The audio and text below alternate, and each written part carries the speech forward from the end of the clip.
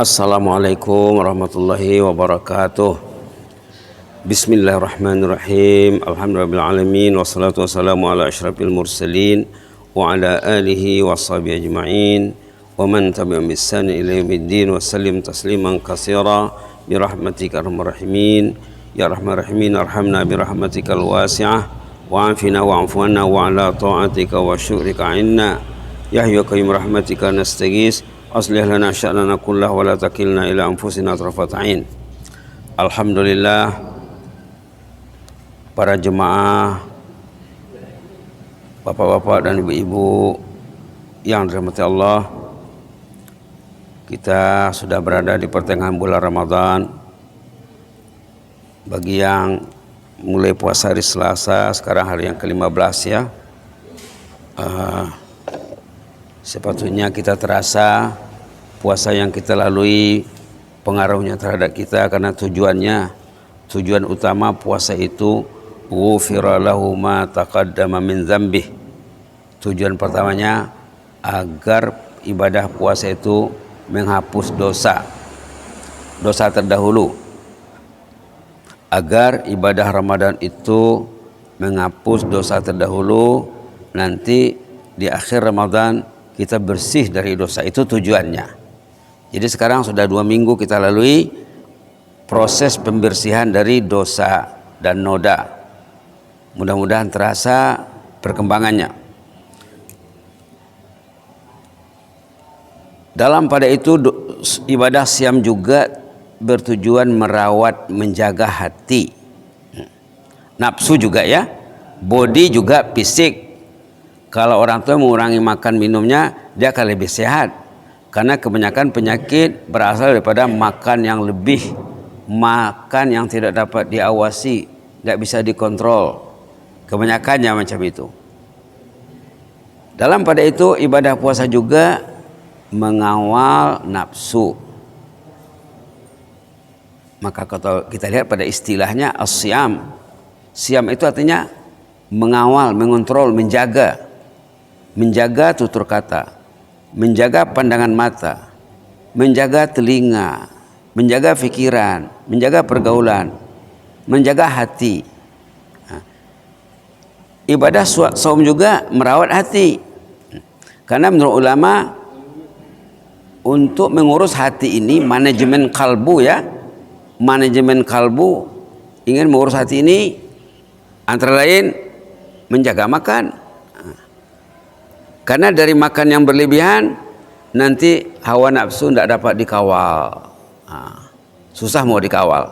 Maka kita diwajibkan menjaga makan dan minum, dan ada puasa. Itu satu kaidah menjaga hati dengan mengontrol makan. Kedua, kata ulama, dengan baca Quran. Patutnya bulan Ramadan bulan Quran ya. Kita bisa menanya diri, sudah berapa Quran dibaca? Sama ada bacaan sendiri atau bacaan dengan berjamaah, tadarus dan lain-lain. Yang ketiga, tahajud. Tahajud sepatutnya dilakukan sepulang dari sholat di masjid. Kalau di masjid yang makmur, ada lagi agenda qiyamul lail ya. Di sini tidak tahu saya. Kalau di Masjid Al-Ma'mur ada lagi, mereka datang ada yang jam 1, ada yang 2. Kalau di Mekah memang ada ya. Bagi jemaah yang pernah umrah di Mekah bulan Ramadan, memang ada sholat malam, qiyamul lail. Tahajud tadi ya. Yang ketiga, menangis di ujung malam. Khususnya di ujung malam.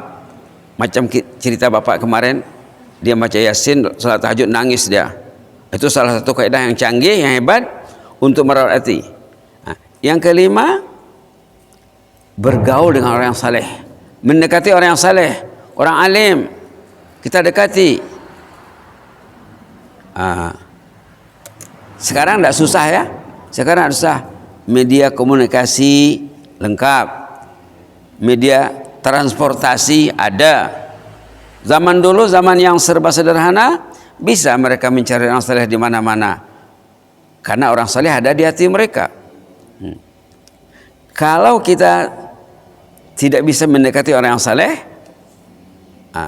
paling kurang kata ulama membaca kisah-kisah orang yang saleh, membaca karya orang yang saleh. Itu maka kita coba mengembangkan sikit-sikit, 5 menit, 10 menit, 15 menit sesudah salat subuh ya. Kemarin kita cerita tentang kisah orang yang saleh dari sahabat. Ternyata bapak itu masih sehat. Kemarin dihubungi, masih sehat. Bapak yang mengundang orang alim ke rumahnya untuk bertazkirah keluarga dan sahabat. Ini salah satu kaidah yang dilakukan oleh orang yang saleh sepanjang sejarah. Kalau kita baca sejarah orang yang saleh zaman dulu, mereka ada agendanya mengundang orang saleh ke rumah, memberi tazkirah untuk keluarga dan saudara. Majelis Taklim Keluarga, MTK, Majelis Taklim Keluarga. Subhanallah, ada itu ya. Ini yang dilakukan oleh bapak itu. Rumah kita kalau tidak ada orang saleh masuk, nanti ditanya itu, Pak, siapa saja orang saleh yang sudah datang ke rumah bapak? Kalau tidak ada orang saleh datang ke rumahnya, itu satu kelemahan ya, satu kelemahan. Jadi ternyata bapak yang kita ceritakan ini ada musola di rumahnya, cukup untuk menampung 40, 50, 60 jemaah yang mau menambah ilmu, yang mau bermuhasabah. Kalau rumah itu ditata dengan baik, diatur dengan baik, di rumah itu pastinya ada ruang untuk salat, ruang untuk membaca, ruang untuk berbincang ilmu. Kalau tidak, ya terpaksa di ruang tamu lah ya. Yang penting ada peruntukan di rumah kita untuk berhimpun, memanggil malaikat datang. Kalau orang itu berkumpul di rumahnya, diajaknya ustaz, diajaknya penceramah, pemberi tazkirah, bertazkirah di rumah itu, datang malaikat ke rumahnya. Datang malaikat ke rumahnya. Sudah pernah disebut sebelum ini ya, ada petugas-petugas malaikat Allah yang kerjanya di mana orang berkumpul. Sekarang kita berkumpul di Masjid Muttaqin, Masjid Dagang Muttaqin, datang malaikat ke sini. Tadi acara salat ada malaikatnya, acara tazkirah ada lagi malaikatnya. Subhanallah, subhanallah. Orang-orang saleh zaman dulu mereka berkumpul di rumahnya, di bawah ahli ilmu, yang ahli bilang tafsir, yang ahli bidang hadis. Mereka akan berbicara. Tujuannya apa? Semua yang hadir dalam majelis, dalam acara itu menangis. Tujuannya mereka berkumpul untuk menangis, menangisi dosa, menangisi kesilapan, kelemahan yang ditempuh dalam kehidupan ini. Terdapat dalam hadis, nanti dari kemudian katanya orang yang tidak menangis waktu hidup akan menangis banyak nanti di padang mahsyar sana. Orang yang menangis dalam berbuat taat karena cinta kepada Allah, karena takut kepada Allah, tergolong dalam 7 kategori manusia yang dijamin selamat, yang bernaung di bawah naungan Allah, yaitu rajulun zakarallah khalian fafadul ainah, orang yang dia berzikir secara tersendiri, secara seorang diri, lalu dia menangis. Inilah yang kita kembangkan kisah sahabat kita dari Brunei yang dia membaca Yasin waktu tahajud. Subhanallah katanya, tidak terbendung air matanya keluar. Jadi apalagi bulan Ramadan ya, bulan Ramadan bulan yang hati manusia diformat, dibentuk, dijadikan untuk mencintai Allah. Hati manusia dijadikan untuk mencintai rumah Allah, untuk mencintai kitab Allah. Patutnya kita cobalah apa ayat Quran yang bisa membuat kita tuh menangis. Kalau Yasin, ya surah Yasin. Kalau contohnya surah Waqiah, surah Muluk, surah apa saja, banyak pilihan dalam Quran ya. Surah Sejadah, di antara surah-surah yang diambil berat dalam hadis Nabi, termasuk surah Yasin sebagai jantung Al-Quran. Kemudian surah Al-Muluk, surah Waqiah, surah Dukhan dan lain-lain, ataupun ayat-ayat tertentu.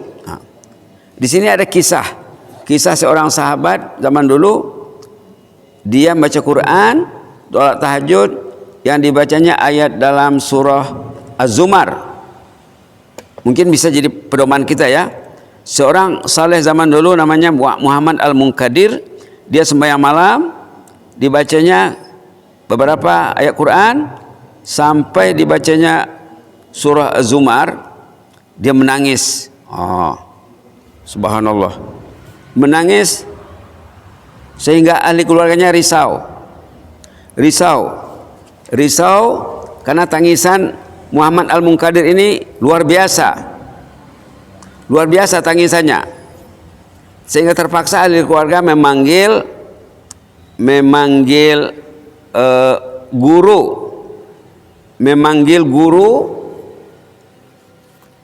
Mereka kira orang yang saleh yang menangis ini kira sudah kena ganggu makhluk yang lain, makhluk halus contohnya. Dipanggillah guru datang ke rumah, ditanya oleh guru, kenapa tadi kamu sampai menangis dengan cara yang luar biasa? Kata yang ditanya, tadi saya membaca Quran, baca ayat surah Az-Zumar, subhanallah, saya tidak tertahan air mata saya karena message Al-Quran ini. Wa badalahum minallahi ma lam yakunu yahtasibun. Surah Zumar, wa badalahum minallahi ma lam yakunu yahtasibun. Ternyata nanti katanya di hari kiamat akan nampak bagi kita perkara-perkara yang tidak pernah terlintas waktu hidup. Ternyata ibadat itu sia-sia. Ternyata siam itu sia-sia. Ternyata pergaulan suami istri itu banyak bermasalah. Bermasalah bagi suami, bermasalah bagi istri, bermasalah bagi anak, karena tidak dievaluasinya waktu hidup. Kata si murid, katakan si murid namanya ya, dengan guru, saya tadi membaca ayat wa badalahum minallahi ma lam yakunu yahtasibun. Akan kelihatanlah nanti di hari kemudian perkara yang tidak pernah terlintas semasa hidup. Subhanallah. Lalu mendengar ayat itu, gurunya menangis. Lebih dari tangisan murid. Subhanallah. Subhanallah. Betul ya, orang saleh berjumpa untuk kongsi perasaan positif, sama-sama menangis. Akhirnya dua hamba Allah, si guru dan si muridnya. Jadi itu saja dulu ya, kita mengulangi kisah kemarin tentang jemaah yang dia baca Quran, dia baca Yasin dalam salat tahajud, lalu tak tertahan air matanya keluar. Jadi kaidah ini memang dilakukan oleh Rasulullah, dilakukan oleh sahabat, istri-istri baginda, sahabat-sahabat Nabi, orang yang saleh. Ramai di antara mereka yang membaca Quran dengan tangisan. Memang dalam Quran sendiri banyak ayat yang mengatakan mereka bertilawah sambil menangis. Mereka baca Quran sambil menangisi nasibnya, menangisi dirinya, apalagi antara hubungannya dengan Allah dan dengan kitabullah. Mudah-mudahan bermanfaat. Jazakumullahu khairan, barakallahu fikum. Inni uhibbukum fillah. Allahumma zidna wa la tanqusna wa akrimna wa la tuhinna wa atina wa la tahrimna wa asirna wa la tusir alaina wa adina wa arda'na yahyaka bi rahmatika nastaghis aslih lana sya'nana kullahu wa la takilna ila anfusina tarfata'in. Subhana rabbika rabbil izzati amma yasifun wa salamun alal mursalin walhamdulillahi alamin. Wassalamu alaikum warahmatullahi wabarakatuh.